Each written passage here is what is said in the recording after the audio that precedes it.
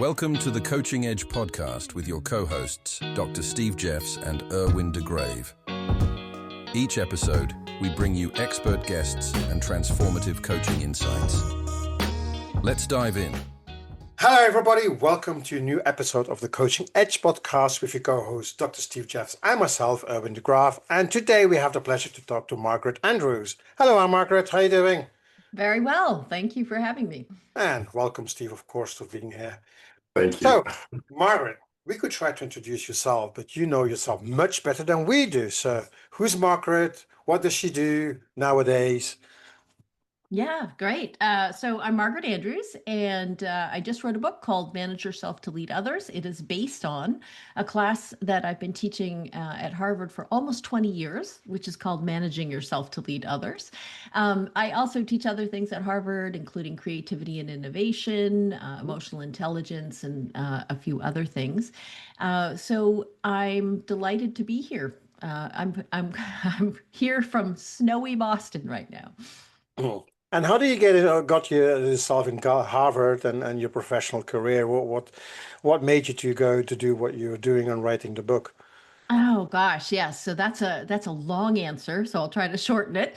But I've always been interested in the human side of business. Why do people make decisions the way they do? Why do they act the way they do? So I started my career as a CPA in San Francisco, and then I went on. I realized that I don't think I want to do this, but I wasn't sure what I wanted to do. So I did what so many people do at that juncture. They go back to business school. So I went back, and then I came out with the idea that I wanted to stay as broad as I could for as long as I could. And so I went into management consulting, strategy consulting. And so I saw just all kinds of different things, which was super interesting.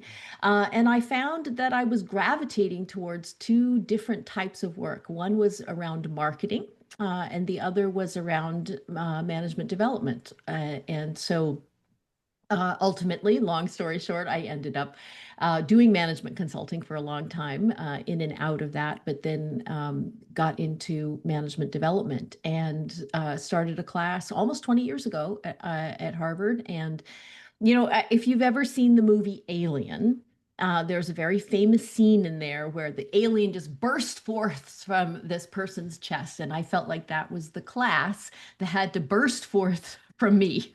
And so it just had to be born. And so that's what I've been doing for almost the last 20 years. Wow. And you wrote a book as well, no? Manage Yourself in Leading Others. Yes, which came out September of 2025. So yeah, not all that long ago. Feels like a long time ago, though. I love it. What is it that still excites you on this topic after immersion for 20 odd years formally, and of course everything that happened before that? Yeah, I think what excites me about it is that several things, really. I mean, when I think about it, what I would love to do is to enhance leadership. That we need good leadership in teams, in units, in organizations, in society, all over the place. And I believe that if we understand and manage ourselves a little bit better, that it will improve the craft of leadership. And so if you've and then we can teach that to other people. So, it's a small step, right? But it's one of those things that can keep going. And I find, I actually went back not all that long ago and looked at the slide deck from the first time I taught the class, and it was a little embarrassing because the slides were really awful. But I've just got to ask, was that like on the acetate for an overhead projector? It wasn't that old, but I do remember acetates in consulting projects. But these were like old, ugly PowerPoint kind of things. But, it was interesting because the slides are totally different. A lot of the stories are different, the cases, these kinds of things. But the bones of the class are the same, that it's kind of the arc of the class where we start with really, who are you? And how did you become the person that you are? And then essentially, where do you want to take that? So, it's understanding yourself, it's managing yourself, and then when you do that, people relate to us a little bit differently, and then it's our job as leaders to develop other people, and it's understanding them to develop them. So that's kind of what it is in a nutshell. I'm going to get sort of semantic for just a moment because in the space of leadership, there's always that conversation of management versus leadership. And in your title, you've chosen to use both words. Yeah, yeah. What's the wisdom behind that that people may not instantly see? So I'm not sure there's any wisdom behind that actually, but I will say, I don't really spend that much time thinking about the difference between management and leadership. I think that, I've heard some really, I'm going to say derogatory things. Management is about doing things right and leadership is about doing the right things. And I think, well, shouldn't we be doing both of those? And so I tend to look at it, and as I say, I don't really spend a lot of time thinking about this, but I think of management and leadership kind of along a continuum. And it really is more about what the situation needs. There are times when we should be out in front leading and doing things that are, important, saying the things that need to be said, doing the things that need to be said. There are times we should follow someone else. So I've also heard people say, you manage processes and you lead people. So I don't think that there's a lot of consensus about it, but I'm not sure it matters all that much.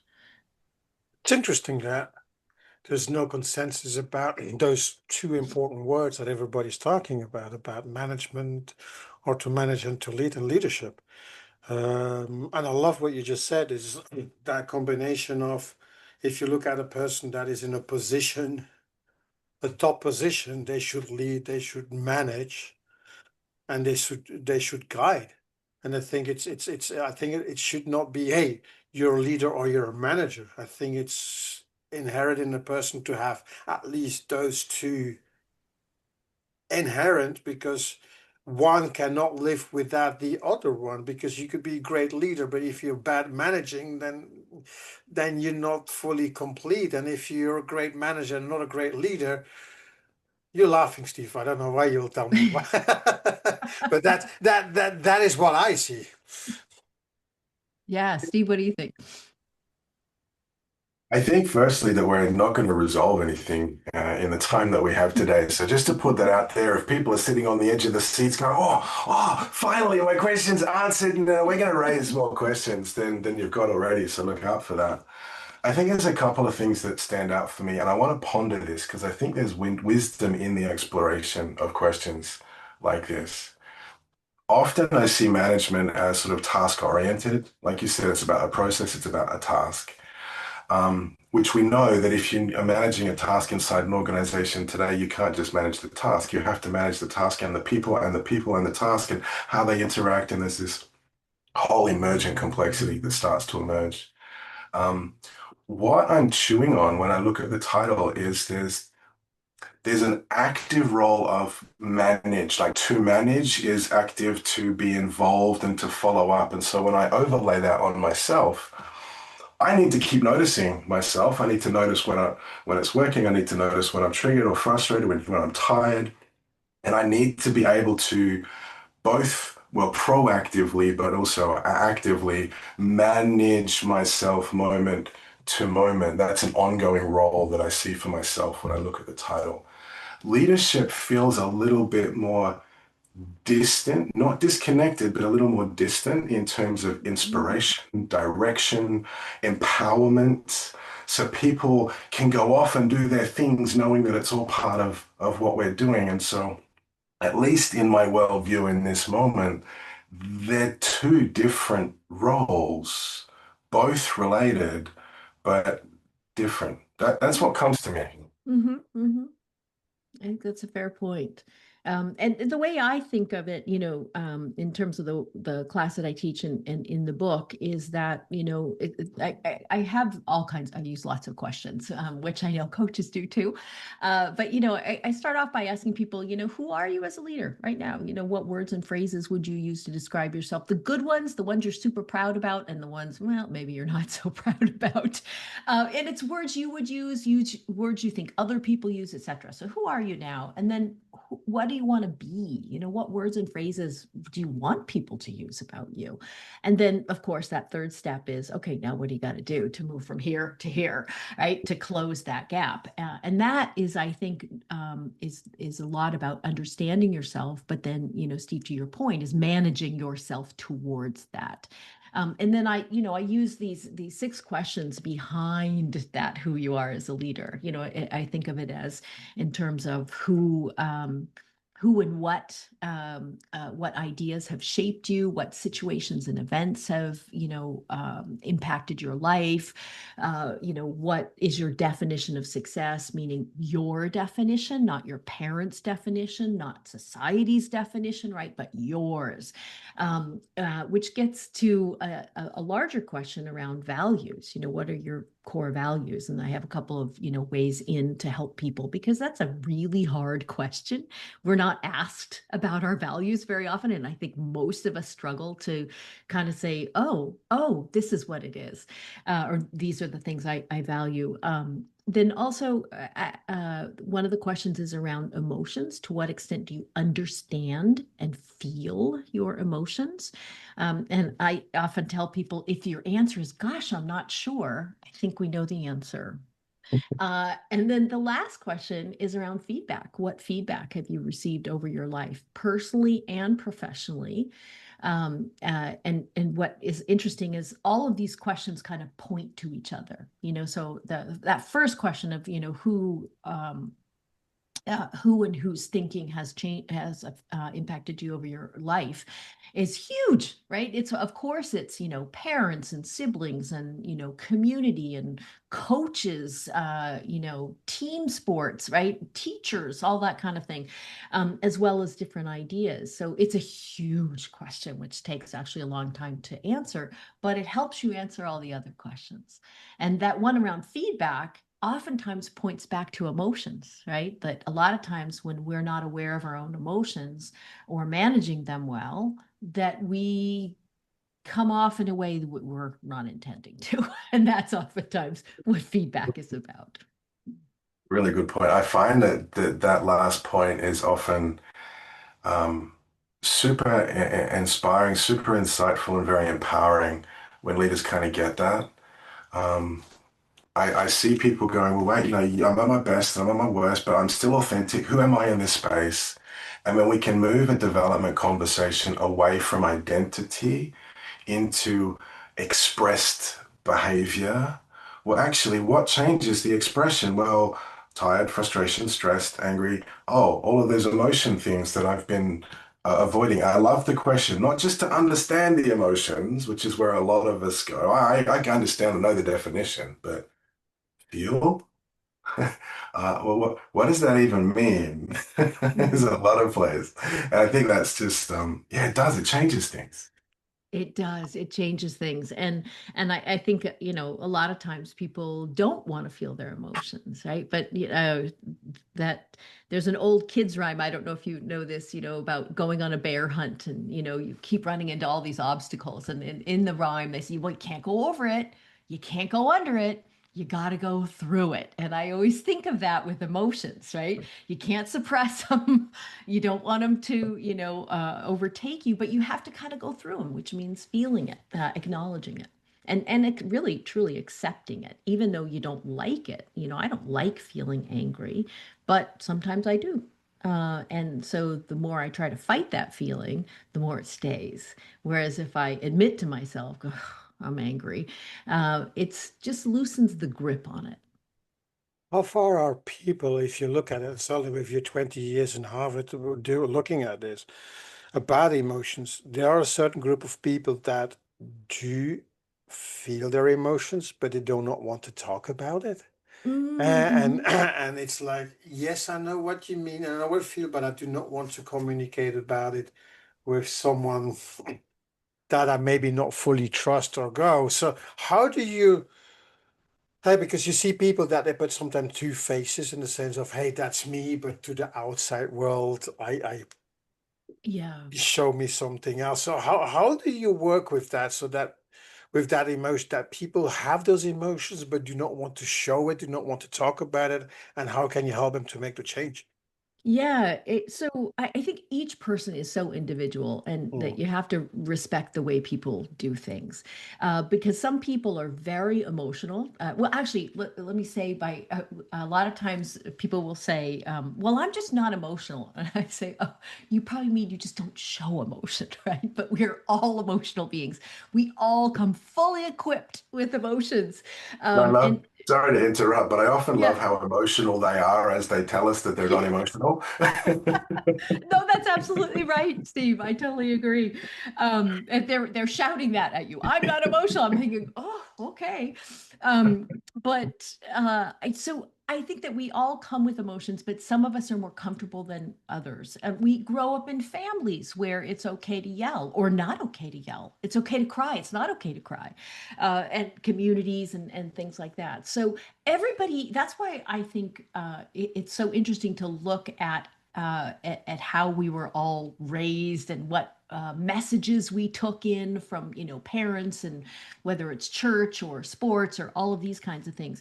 And we all do come with emotion, but some of us are more comfortable with them than others. And so I think at a minimum, if we can just acknowledge it to ourselves. So I will talk to people about, and I'm sure happens to all of us, is that you're in a meeting with some folks that are, maybe you don't always see eye to eye. And, maybe there's somebody that oftentimes says something that kind of sets you off. And so, you can have lots of reactions to that. One is to try to stuff it down, right? And then we have emotional leakage, right? So everybody knows that you're still upset. Or you can, at a minimum, you can acknowledge it to yourself. You can say, wow, what so and so said, wow, I feel angry. And, I think of it, there's a UCLA professor whose name I'm blanking on right now, who has a saying. He says, with emotions, you name it to tame it. And I just love that, because essentially when you are feeling a strong emotion, that it's sort of like it has you. But when you name it, I'm feeling angry, I'm feeling frustrated, I'm feeling hurt, or, whatever it is, it's sort of like you give yourself a little bit of space from that emotion, right? It's like you're engaging a different part of your brain, and it just gives you that space, and it helps, I'll say. You So also did something subtle just then that I want to highlight for our listeners. Speaking of identity versus experience, the language that you used was I'm feeling angry, not I'm angry. yeah, And that's often the subtlety of that provides some of that space that you're speaking to. Like, yeah. I'm angry as I am, it's here. And I know a lot of other languages other than English actually frame things. I'm experiencing anger, or anger is with me. So there is that non-identity separation, which allows us to objectively look at it and go, it's here, as opposed to it's me. Yeah, no, I appreciate you putting you saying that, because I think that is an important thing. Even though sometimes you do feel like a ball of anger, right? It's like, "Ugh." But if we just say I'm feeling angry, it's like, yeah. And sometimes I feel joyous, and sometimes I feel sad, and and hopefully more times I feel happy. I think But it's a yeah. combination of both. That could be saying, hey, I'm angry and I'm feeling it. Mm, Because sometimes there's people that I need to express that emotion, not to crop it up. So I'm angry, and at the same time, say, but I'm aware of it. Which then for mm-hmm, you, the person is, I can express it, I can put it out, and then at the same time say, and I'm conscious about it that I am angry. mm-hmm, mm-hmm. Because sometimes when it happens, is you can say, I'm angry. You say, I'm not. I'm feeling. I'm experiencing angry, but still. But if you need to put it out, I believe. Yeah, yeah, or I think even if you say it to yourself, right? Because as you said, Erwin, that not everybody is comfortable talking about emotions. So and that's fine. You don't have to tell me that you're feeling angry or happy or frustrated or whatever it is. But if you acknowledge it to yourself, right, that already you're giving yourself that little bit of space. I'm feeling angry, or what Steve just said makes me frustrated, right? So it's not, Steve is not making me frustrated. I am feeling frustration. I think that's such an important distinction that you just said. And I'll always say this when I talk to people in a relationship. Actually, in a relationship, you're not two, but you're three people. Well, you're three. You're one person, the other, and then the relationship itself is an entity on itself. And the same when you talk about an emotion, it is not the other person, but the interaction that generates that emotion. And that's what you just said. It's not Steve who frustrates me, it's the interaction that frustrates me, which is a big difference. Yeah, or it's my reaction to it, right? So, Yeah. but it's my reaction, right? Because if you think about it, sometimes, some days we're in a great mood and some days we're not. And if somebody tells you some piece of feedback when you're in a great mood, uh, you take it in stride. Whereas on a bad day or when you're not feeling so great, you might take it more personally. Same feedback, just we receive it a little differently, and that's us, right?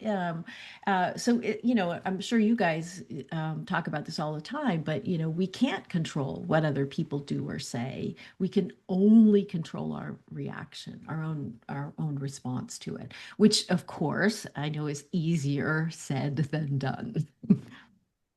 It is. It's always nice and easy to blame other people and give them the responsibility and sort of abdicate. I think this is a really interesting conversation. Both the awareness and the recognition of, I'll use me, my emotional reaction. As a coach, I'm always curious around what's the story that I just told myself to end up with this impact? Because it's the story. Meaning is created. You do something, as you said, if I'm in one mood, if I'm in one level of emotional resilience, then the story I tell, it can be completely different than the meaning that I make of not just what you did, but it's often that sneaky why I think they did this. And it's not the action that I'm, resisting or pushing back against. It's the motivation that I've attributed to your action based on what I've interpreted and how I might act in those circumstances, which if you didn't follow that, that's okay, because like there's complexity, but this is why we get all messy. And I think this is what I love about the whole concept of manage yourself, because if all of that's me, well, I can do something about every one of those steps to show up differently. Yeah, and I like what you said too, because this is what goes back to some of those questions that I ask people, and I'm sure you guys ask people as well, is that who and who's thinking, right? Because a lot of times, Steve, if you say something and I find myself feeling frustrated, well, maybe it's because you sound like somebody in my past, or you remind, right? And so I'm having a reaction not really to you, it's to something I'm telling myself. Mhm. Something's happening on Erwin's face. What's Yeah, going on? yeah, He's thinking. because it's I'm going back to the title of your book and about management and leadership, managing yourself and to lead others. And you were talking about a good day and a bad day. And as a leader, and I think probably I'll have to ask both of you, but as a leader, how do you deal one with a bad day that you have to still to be able to lead others? And how do you lead better to understand if someone has a good or a bad day? Mm, hmm. Great questions. I mean, I can give you, or do you want to go first, Steve? No, let me ponder for a second. Let me be inspired by your perspective. That didn't work, Well, Margaret. darn, I'm feeling frustrated. No. So I would say a couple of things. One is, I mean, first of all, being aware that you're in an off mood, right? That is the first thing. And that comes to self-understanding. Because, if you've ever worked with somebody that's in a bad mood and they are the only one that doesn't know it, right? Have you ever worked with somebody like that? I have. And so, people would pull you aside and whisper, hey, don't ask so-and-so for anything today. He's in a bad mood. And so, if you dare to say, hey, is everything okay? They would bark at you and say, yes, everything's fine, which no one who everything is fine says it that way. Right. So, but the other is that is that some people can be in a bad mood and they can tell you, hey, just want to let you know I'm in a bad mood. But that does not excuse really bad behavior. So I think one of the first things is understanding it, but then the second thing, which is harder, is managing it, and I know that, I'm a swimmer. So, if I wake up on the wrong side of the bed, the thing I can do is go swim a couple miles and work that out. But, other things are, it can be talking to a friend. It can be writing it down. It can be kind of what I call a mind dump. Take a piece of paper out of your printer, write down whatever the heck you're feeling. And then if you don't want anyone to see it, that's what paper shredders are for. So I think that's a big one. And the other is that, Erwin, what you're talking about is sometimes other people are off on a day, right? We're off, sometimes they're off. And so if you have 10 people on your team, I always say you can expect that 20 to 25% of people are not having a great day or having a great moment right at that time. But you just never know who it's going to be and when. So I think it's just understanding that. And we're all human. That's the thing. We're all human. So, we have good days and bad days. Yeah. A thread across your answer is compassion. That there's an invitation. We all have good and bad days. I heard someone say that, when you're having a good day, do you do your best? When you're having a bad day, you do your best, and you only ever bring your best. And, your best doesn't have to be the same every single day. As a book, The Four Agreements, I think, talks about that. And I think when we give ourselves permission to always do our best and for that to look differently, there's something about that's that acceptance and normalizing our experience. A couple of other things come up. I've had some really rich conversations with executive leaders to debrief their frustration responses. So, hey, tell me about a time you got frustrated. What was going on? What was happening? What was the story that you told yourself? What were you expecting that wasn't met of yourself, of others? And actually making sense of why that happens. I can be very cognitive. I need to make sense of the world. And so these emotions things, if they're just emotion, they don't make sense and I'm going to run away from them.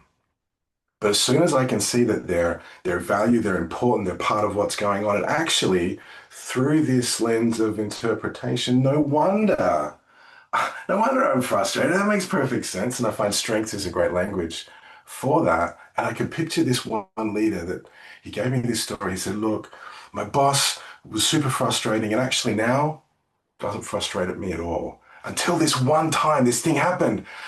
But what was really cool is that within a day, I was able to recover before it would have taken me months. And this led to a really great conversation where we got to talk about the same things that you mentioned, that self-awareness, to be able to identify, to have some strategies to be able to recover or reset.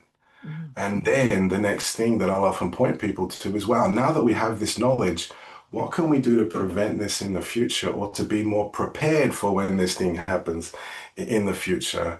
And a lot of meetings, like if you're going to be with that person, you know what they're going to do. So you're not allowed to be surprised by that if you give yourself permission to think about it and go, actually, I can come in, I'm ready. So you may still get frustrated, but it doesn't go to the same depth or the same length. And I found that to be a rich, insightful conversation about how we naturally respond to these things. Yeah, I think that's right. And just the awareness takes the sting out of it, right? But I love what you say is, you can't be surprised when it happens again, right? That's, but it also gives you a chance to really think about, okay, how do I want to show up? And you can think about all kinds of different behaviors. You can pound the table, you can roll your eyes, you can sit back and, whatever. My favorite is you can take a drink from your water bottle, just buy yourself a second. You could say, could you repeat that?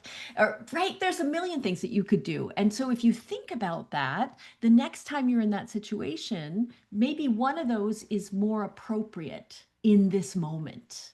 You can drink And from the water bottle rather than throwing it across the room. Yeah. that usually that's better. This is interesting because it's also what comes up in my mind is what people say how thick your skin is, Mhm. that it touches you or not. So, Mhm. and it's a French word, but it's what it's like, je m'en foutisme. So I don't care whatever happens because I feel, and that's, of course, that's manage yourself, learn yourself, and be strong in yourself and say, whatever comes to me, it doesn't touch me Or I because can handle it, I right? Or can I can handle it handle because it. I'm Yeah. strong and it doesn't matter that it's not going to go through that skin, well, not visual skin, but it's not going to get through because I'm strong. One Yes. one other thing that I find myself speaking to in teams especially is the opportunity for team level resilience, support, and compassion. Often, I mean, Gallup talks about, do you have a best friend at work? So there's people that we go to, some Mhm. of us, to build that space. And for me, one of the things I encourage leaders to do is to build authenticity, openness, and collaborative compassion in the space where if we can have a shared language of performance, if we can have a shared language that allows us to be at different levels of best, I've actually facilitated some really rich and amazing conversations between leaders and their teams. Well, hey, what does it look like when you're having a bad day? What can I do to support that and help you recover? And that's a rich conversation that's often even more powerful asked of the boss. Hey, Mhm. boss, when you're having a bad day, what does it look like? How can I support? How can I help us recover back to our best? A lot of people don't think to actually have those discussions. Actually, I think that is are lovely questions, and in fact, I don't know if you've been on teams that use team charters or operating instructions, right? It goes by many different names. But I was on a team one time where we did that, and it was very similar to what you just said, Steve. It was about how we know when you're having a bad day or you're under a lot of stress, and what can we do? I remember one time there was a guy that said, "You'll know I'm really, really stressed out when I start cleaning." And of course, we all giggled and said, "Oh, come on over to my house, right?" But but one time I came into the office and there he was cleaning out like the supply closet. And just by the look on his face, and what he had told me before, I knew what that meant. And so, I just said to people, "Hey, let's give him some space," right? Because that's what he said. He said, "Just let me do it. Just let me do my thing. I'm working through it." And but I would not have known that had we not had that discussion. And he was very self-aware, and he knew what it was and what he needed. And I think a lot of times people don't know the answer to that question, but it makes them to start thinking like, "Oh gosh," especially if you tell me what works for you, I might think, "Oh gosh, that's the opposite of me. I wouldn't want you to do that to me." So, it by you going first, it helps other people too. What So comes up for me? discussion, yeah. Go ahead, So I sorry. was just going to say there's so much power in ongoing conversation and connection. We don't have to have an answer and then tick the box and it's done. Often that's how I see team charters implemented. Check, we've Mm-hmm. done it, we've got it, we've Right. printed it. Heck, we even put it on the wall and we took selfies with it. Like it's amazing. We got t-shirts that have the team charter on it. It's like, yeah, but it's not a conversation. It's a task now that you've done that rather than a relationship which needs nurturing, reconnection, and support. Yeah. And you can change the charter. That's what I always say, right? It's a living document, so don't put it on a t-shirt because you're going to change it. Well, maybe you get new t-shirts, but whatever. It comes down, just two things that came up in my mind. One is the importance of communication in Mm. teams and from leaders to this team and the team itself to work at it. And so this is, I think, is crucial to communication. But then it came up to me when Steve just said something is about that relationship design. What do you do if one person loves to be on an island but needs to be in the team? How do you Yeah. deal with those people? I say, no, no, yeah, fine. I just do my thing and leave me alone, and I'll just do my thing. And they do not really that relationship. They're more like introverts and saying, I want. So how do you deal with that? Yeah. So I carefully, but I would say I'm not sure that there's really a s- I'm going to say a single right answer to that question Mm-hmm. because I think everybody is so different. Mm. But I'll speak as an introvert myself. Is that I like being around people, but I really need alone. I need my own space too. And so I think it's helpful to have those discussions with people. What does a good day look like to you, or how are you when you're stressed? But how do you feel about being around people all the time? Some people need to close their door and have head down time. Other people are open door policy. So I think it's just asking people Mm. kind of what works for them, and then to the extent possible, we can all work together around those things. So if I see your door is closed and you've told me, please don't interrupt me when the door is closed, unless it's an emergency, I won't knock. So, but I think it's really more about individuals, and that we have to respect some of them. Because I remember one time we were talking about this in a class, and we're talking about all these different ways to get to know people, etc. And finally, this one guy raises his hand, and he says, "I just want to tell you, I hate all this stuff." And he was just saying, and I thought, there you go, right? He said, "I want to come in, I want to do my job, etc." And I think we have to respect those boundaries too, What because I at the love, end, yeah. yeah, sorry, what I love most about that example was the safety that he had to speak that. So a lot of people don't see that, but they see it as resistance or a pushback. But actually, what you were able to create in that conversation was to talk about these different things, and that was his answer. It wasn't a pushback, it wasn't a dismissal. That was the answer to the question that was being discussed. And to be able to voice that often, it's great to watch when you see it because you can often see the group coming together in a different way, especially if it's responded to positively, accepted with curiosity rather than shut up and go and sit in the corner, because those are the things that create the safety for the individual responses. I agree. I agree. And it was a very good discussion, right? And he was saying, here's how I approach it, which is very different from perhaps the rest of those folks. And the other thing he said too was, he said, if you all want to go out bowling or whatever, have fun. I just don't want to do it. And so I just thought it was a great thing to say. And you're right though, because everybody else kind of said, oh, right, like, oh, I haven't heard this before. This is different. And I thought, yeah, but kudos to that person for saying it, for putting it out there. Mm. And I think strengths are becoming really important, certainly as a leader. When you have a team and you want to work on your team spirit and make sure that you have those kind of people saying, "Oh, I close my door and I do what I do," that you also ask as a leader, say, "Oh, that's fine. What is the strengths of that people that brings to the team in the results and get there, even though he doesn't bring that relationship part to it, but he's bringing things to the team in a different way." Mm. And I think strengths could be really important to ask for a leader to show, hey, yes, he like you said that example. I'm not interested in that. That's fine, but he's really a good strength for the team for this, and this. So let's see how we can work this around so that as a team work this. Yeah, yeah. And so I think that's why teams are so interesting, is because, you